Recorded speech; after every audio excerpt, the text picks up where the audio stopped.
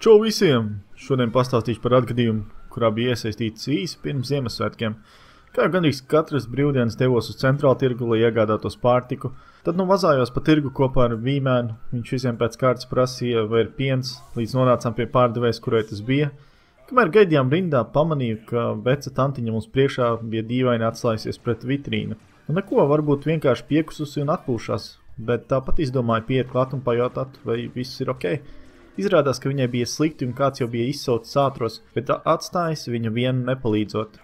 Tieši ap to laiku viņa nokrita pret vitrīnu bezsamaņā uz muguras un sāka rīstīties, jo visticamāk viņai rīklē iekrita mēli. Visiem pohuji neviens nepalīdz. Ko paņēma tantiņu un noliku uz zemes sānu pozīcijā, lai viņa var paelpot.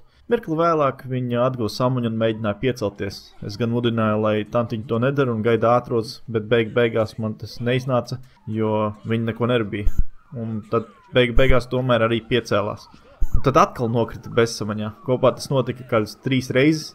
Ātri atbrauc tikai apmēram pēc 15 minūtēm. Nezinu, kas notika pēc tam. Bet esmu diezgan pārliecināts, ka ja tantiņa nebūtu nolicis uz zemes sānu pozīcijā, viņa būtu nosmukusi. Tad šī stāsta morāla ir vienkārša. Ja redz kādu nelaimē vai guļot uz zemes, nepaeja garām, bet centies kaut kā palīdzēt. Zinu, ka Latvijā ir pieņemts domāt, ka cilvēks vienkārši ir piedzēries un guļ, bet bieži vien izrādās, ka pie vainas ir insults, infarkts vai kāda cita kaita, kura var izrādīties fatāli, ja neviens nesniedz palīdzību.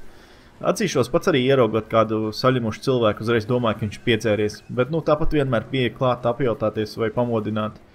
Pavisam nesen internetā lasīju publicējumu no sievietes, kura šādā veidā atrada savas piemājas ielas sētnieci.